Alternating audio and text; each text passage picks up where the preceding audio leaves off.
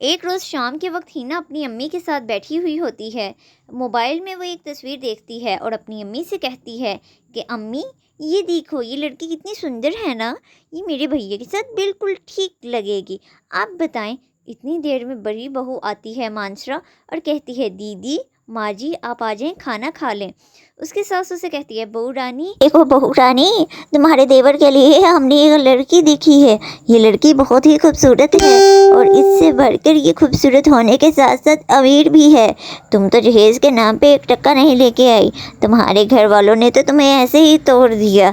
तुम्हारे घर वालों ने तो तुम्हें कुछ नहीं दिया। सास ताने ही दे रही होती है कि इतनी देर में उसका छोटा बेटा अहमद आ जाता है और उसके साथ एक लड़की भी होती है और दोनों ने गले में माला पहनी होती है। ये कौन है बेटा अहमद? अहमद बोलता है, माँ जी, हम दोनों ने शादी कर ली है। क्या?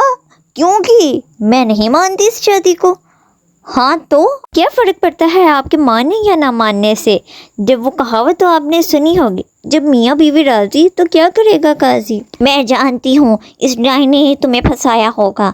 मैं नहीं मानती इस डाइन को अपनी बहू। इसको मैं नहीं अपनी बहू बनाऊंगी। लेकिन अब तो मैं आपकी बहू बन गई हूँ और मैं ही लीगल तौर पर आपकी बहू हूँ, तो इसलिए अब जाइए और मेरा वेलकम कीजिए अच्छे तरीके से। सास जाती है और भीम से अपनी नई बहू का स्वागत करती है और जूली अपने शौहर के साथ चली जाती है। फिर हिना अपनी माँ से कहती है, माँ, आपने इस नई बहू के रंग ढंग देखे हैं?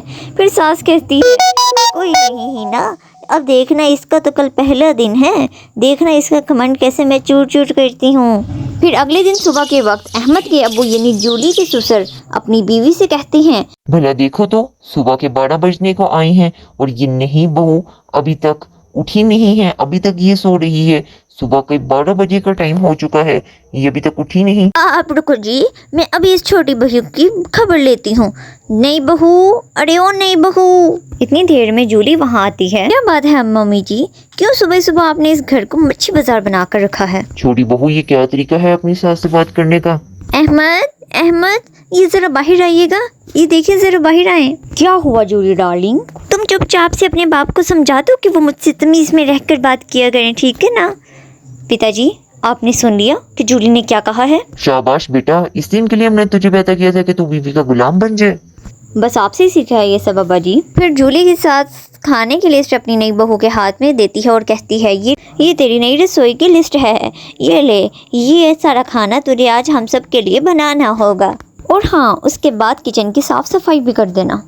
सासू माँ, मैं आज ना ही खाना बनाऊंगी और ना ही मैं किचन की सफाई करूंगी। मैं काम वाली नहीं हूँ, मैं बहू, इस घर की कोई नौकरानी नहीं हूँ। बेशक ही आज मेरे ससुराल में पहला दिन है और आज पहले दिन से आप सबकी ज़िंदगियाँ बदलने वाली हैं। हाँ तो मेरी प्यारी ननद जी, आज आप करेंगे इस घर की पूरी सफाई और सासू माँ, आप बनाएंगी मेरे लिए मेरी पसंद का खाना। सब कुछ नहीं करूँगी, समझी तुम? बिल्कुल भी नहीं। देवरानी जी, ये क्या कह रही हैं आप? हम इस घर की बहू हैं और इस घर का ख्याल रखना हमारा फ़र्ज़ है। जेठानी जी, ये क्या कह रही हैं आप? और इन फर्जी लोगों के लिए कहाँ का फ़र्ज़? इन लोगों के साथ तो ऐसे ही होना चाहिए। और दोस्तों, इसी तरह घर के हालात बहुत ज़्यादा बिगड़ जाते हैं और आपस में लड़ाई झगड़े स्टार्ट हो जाते हैं।